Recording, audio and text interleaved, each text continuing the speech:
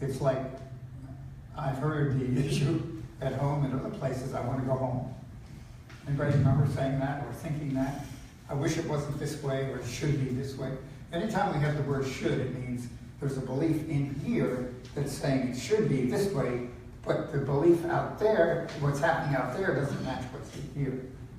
It's called disassociation. And I honestly believe that's where a lot of the victim mentality in our world comes from. Knowing that life shouldn't be this way, the way it is. It should be this way, which is perfection and joy. And deep within, I know that I and the Father are one. And that there is divinity within me, and that I have the capacity and the capability of living out that divinity's role. And that comes from our subconscious level, which is the birthing, if you will, of new ideas. Anybody agree sometimes you get an idea and you wonder where it comes from? And it has no context with who you are and anything you've done in the past. And I believe that is the Divine Mother encouraging us to go to try something new, to birth a new idea. And so that conversation is part of this conversation this morning, is the Divine Mother. And the Divine Mother is truly something that is motivating our culture much more than the Divine Father, in my opinion. And you notice I very carefully put in my opinion. Okay. However, where are we individually on our path? Now, I don't know about you, but I know deep in my heart that I ain't on the path totally. Yes? And again, I use the word ain't on purpose just to get through. The reticular activating system shuts down things. And so sometimes when we start hearing something we don't want to hear, we need something to go past that reticular activator. And the conversation really is, if you stop and think about it, what am I manifesting in my life? What am I giving birth to? Because we're told that as a child of God, we express all the energies that God is. So every one of us expresses the Divine Mother and the Divine Father and the Divine Neutral and the Divine whatever, okay? And so in that process, we are all one, but we're all integrated within one. In other words, we are one energy. And that energy is everywhere present under all conditions. And when I use affirmations, affirmation, by the way, is just affirmative prayer. And I always bring back to Jesus' example. Jesus did not ask for things. Please go read your cotton-picking Bibles, I tell people. Okay. Now that comes from my fundamental stage, but Jesus never asked for anything. He always gave thanks for something that had occurred. And sometimes he gave thanks before it occurred. The famous is the multiplication of the fishes and loaves, when he got them all together and he gave thanks that he had already fed all these thousands of people. By the way, he uses the figure 5,000. Anybody know that they didn't count women and children back then? So it was, if there's, let's say, 4 to a family, so if they said 5,000, that means 20,000. Okay, so the group was much, much bigger than the Bible says. And that's an understanding of what's in the Bible, and it's like, I had an interesting conversation. When you get here, there's all kinds of people on the path out there. And we were talking, and he has a background in another church, and we were talking about sin, and he said, you know what, I think that way too. And I said, there isn't any sin. There's only our belief in sin. And he said, well, and he took my card and said, I might have to attend church. So you never know what's going to happen early. But the idea behind it is that we are, if we say we're a child of God, then we are everything in that process. And we have that capacity to create, okay? Making is a physical term. In other words, I can make something out of, in other words, I can take metal and make this. But what's it take to create this? You see the difference? Yeah. It's a thought that puts it into the ethers, and then I go find the materials to do it. But the creation occurs at the thought level first. Now, I also believe that the Divine Mother is within the heart. We've got the mind, yes, and we've got the heart. So we've got the analytical, and the mind stuff, and figuring it out, and then over here we have intuitive knowing. And that's part of who we are. Now, we have been so good at doing this part of it that we have dropped this part of it. That's my belief. And that's what I'm sharing with you. And the kingdom of heaven is within. Where? Within. Yeah. Now, I've got to believe the Bible said that. Anybody familiar with saying the Bible says so? I can remember that little song from my Sunday school. Just because the Bible tells me so. Everybody else sing that one? But the idea behind it is that we really discount ourselves and our capacity and our ability to live out the divinity and to live out a divine lifestyle. So there's a pathway back to the Father. That's the great story of the, you ready? Prodigal son, maybe the prodigal daughter. You guys got to laugh. That's why in my article I referred to a divine mom. I should have said divine mommy. just to get the idea through of who we really are. You know, when we say I'm a child of God, that's an amazing thing. That really is. And so here we are celebrating motherhood, and just think about this idea of what's my picture of God. And for a lot of us, our picture of God is that stern father, taskmaster, sitting on a cloud up there somewhere. And the truth is, God is an energy that's present within me, within you, that wants only love and wants only good for us, each one of us. And when we make that connection, the story of the prodigal son tells me that the father, mother runs to me. Anybody? Look it up. Okay? And runs to me. So when I start the journey, when I accept who I am, when I affirm who I am, then God runs to meet me. But who has to start the journey? I do. See, and that's opening the door and saying, okay, I'm ready. And that's a big step because we don't believe that we're capable of those things. That's my belief. And we're so covered with that subconscious level of beliefs that the world has shared with us that we take that, I don't know why the word nasty came in, but that nasty self that they tell us about, which isn't true. Okay? Now, I've got to refer to my notes. So, the subconscious, anger. Anybody agree the world is full of anger right now? And where does the victimhood that's so prevalent? In other words, you took it from me. Or it's your fault that I'm not here. Or it's his fault that or they held me back. Or whatever the belief is, the belief in victimhood that somebody did something to me is prevalent. And I believe, see, that inner belief that I'm a child of God, and I should be, hear the word should be operating at this level. And I'm angry about it, because the outside doesn't match the belief inside. See, and if anybody gives you, that's one of the reasons for depression, that my beliefs don't match what's really seen in my world. And how do I get those two together? The only thing that occurs is that for God to meld that in. And I accept who I am and clean up all of the negative programming that's been put there by the world. Anybody agree with the people tell us we should be able to do this? We should be able to do that. And the word should, I've had people tell me you've got to stop shoulding all over yourself.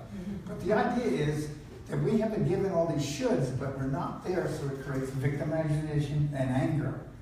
And so I was talking with a couple of you about polarization that's occurring in our world, but it's a polarization because of beliefs internally. And one of the major things that we wind up looking at is everything out there is a product of my beliefs. And so there's nothing out there. There's nothing out there. And if I'm not happy with my spouse or the next door neighbor, I created that individual to create problems for me.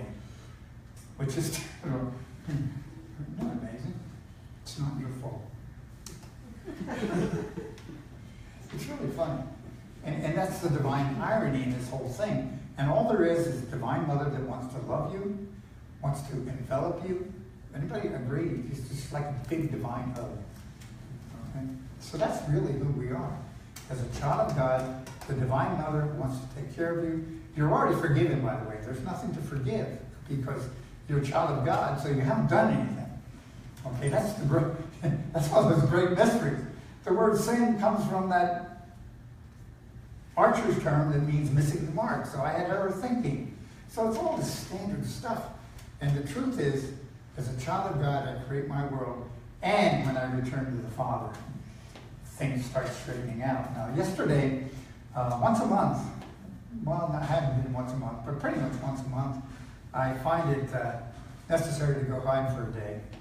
And yesterday I was down at Church of Conscious Harmony in their meditation retreat. So we started in meditation at 9 o'clock in the morning and went all the way through until around 3:30, 4 o'clock. And that's the door. That's the door. There's so much stuff out here that keeps distracting us, okay?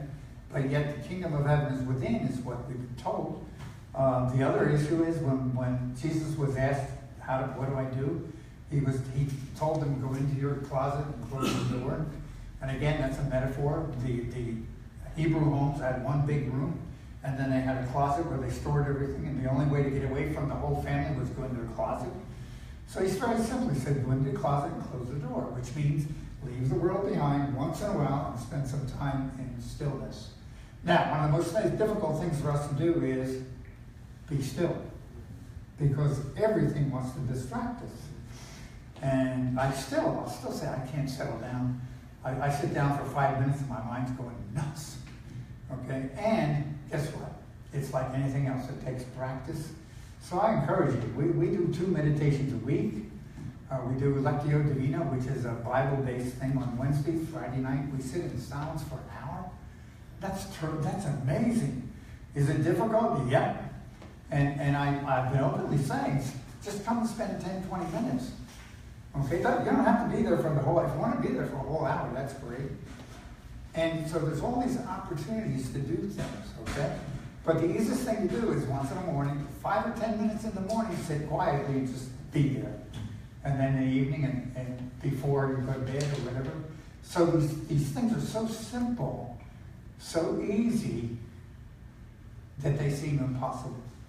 Anybody agree it sounds stupid that I can spend 20 minutes in silence twice a day and get closer to God? Okay, and that's difficult for the average individual to take in. So, however, the kingdom of heaven is where? Within. So anyway, I'm going on a tear here. Okay? The heart is associated with the subconscious. As a man thinketh in his heart, so is he. So the subconscious has long been associated with the heart. That's from Proverbs 23:7, by the way, for those of you that want references. Theology and doctrine have determined the message of the religious organizations in the world. And you better not deviate from what the church fathers say. Would you agree that the reference to doctrine and theology is what the church fathers have created? So maybe they have been there to obscure things, to make it difficult, to make it seem beyond the average individual, and I'm the only one that can share with you how, all those things. So, again, maybe we are, the Divine Mother is there automatically taking care of things, and all we have to do is shut up and listen. Today we look at actual spiritual transformation. See, we're here, honestly, our mission is to empower enlightenment. To realize that's we're talking transformation. And that's why we're attracting people that are interested in that. And that's where we're going. Matter of fact, it's interesting to me that the sign in there, we keep getting calls off of that. Not a lot, but we keep getting codes here because of that sign, right? It's real interesting. And Donald had an idea a few weeks ago, and Donald and Pat worked together, and it's out there. Go take a look at it, okay? They even refurbished it this week? Tied it up with wire.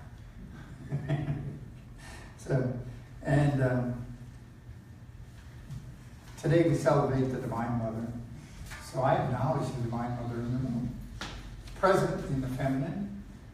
Valerie wants to say something. Well, I just wanted to share this in the quest class this morning. Quest, do you understand the quest keeps showing up with what we talk about? Yeah, it's really interesting. When we talked about victimhood and Yes. kind of how to get out of that, there were something that just really struck us. As you let go of your anxiety, you automatically become open to new ideas and new attitudes. Now your energy can go into creative living rather than defensive living. Letting go of your human struggling, admitting your personal powerlessness, brings a rush of help from God. See, did you hear that? So That's surrender almost- is that is a snapshot of what we just talked about.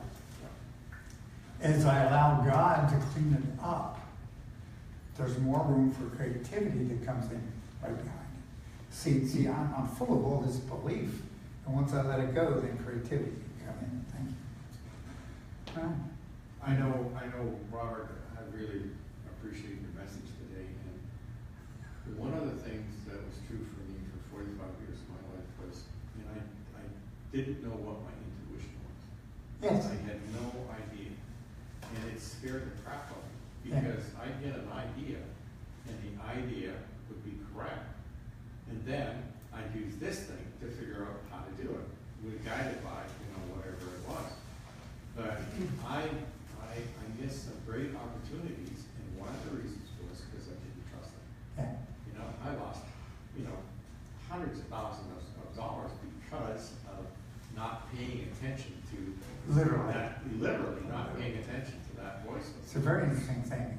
Some of you know that I did management training, and a lot of the studies that were done on how managers make decisions, when they being interviewed formally by an organization, they would all say they talk about the popular ways of making decisions, but when they were on their own, they said, well, I look at all that stuff and then I go with my gut feeling, which is what? Intuition. Okay. By the way, you can learn to work with intuition. Just do things. It's like if you're standing at elevators and you've got 3 or 4 elevators, just guess which one's going to open first and see how close you are. It's fun. Just do it. Play with it. Anyway, I've talked enough. So what I'd like to do is celebrate the Divine Mother, and we have flowers. And if you notice, there's red flowers and white flowers. Generally, in my opinion, red denotes mother, white denotes father. These are pink. Robert, I wanted to say that talking about God as the Father Yes. is not as hard for me to deal with because there's a mother. You can say Mother God. But when we say Lord, Yes. there's no lady. No. No lady God. No. So I'm thinking about these flowers as not just Mother's Day, but kind of Ladies' Day. Yeah. Yeah, and it's a symbol of the creativity of the universe. What comes, how does this get here? How does it get into manifestation? And you stop and think about it, it's the Divine Mother of the Earth, in my opinion, bringing it, or the creativity, or the anthropomorphic God that is everywhere present under all conditions. Anybody agree? See, we got to put labels on things, and there are no labels. But you see, Mother God uses man to plant the seeds. That's why I say human, not man. Human. The human. I also, and if you notice, there's times I refer to divinity or source rather than father, although father's a rather popular term. So, would you help me? No? Okay. I salute the Divine Mother within you. Thank you. Okay. Oh, Valerie's out there. Thank you. That's perfect. Wonderful. You can get a couple more. I salute the Divine Mother within you. I salute the Divine Mother within you. I salute the Divine Mother within you. I salute the Divine Mother within you. I salute the Divine Mother within you. Patrick, can I bring one back to you? Huh? Yeah. Okay. Do I salute the Divine Mother? I'll meet you halfway. Okay. You too. The feminine is in everything. Okay. So Valerie, I salute the Divine Mother within you. You. Now, we'll continue. Tommy, I salute the Divine Mother within you. Cody, I salute the Divine Mother within you. Do I have enough?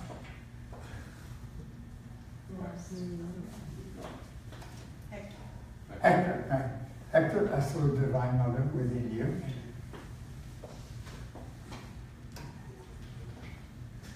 Donna, I salute the Divine Mother within you. I did. Lee, I salute the Divine Mother within you.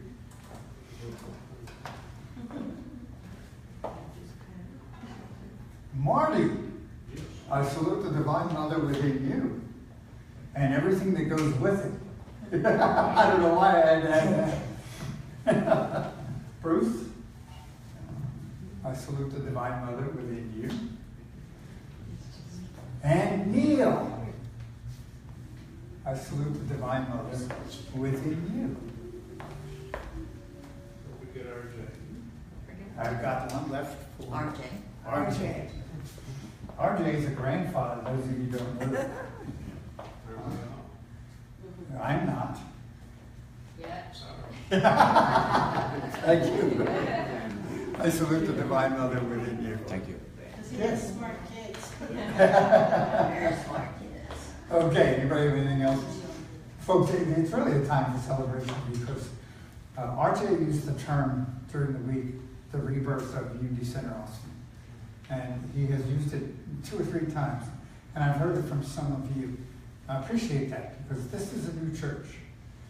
Now, it's not new in age, or it's not new in concept, it's new in like spiritual awareness. There's a shift occurring, and I appreciate you, and I love you very much. And I'm looking forward to filling the new church quickly. Okay? Thank you. Next. Robert. Happy Mother's Day. Did you really?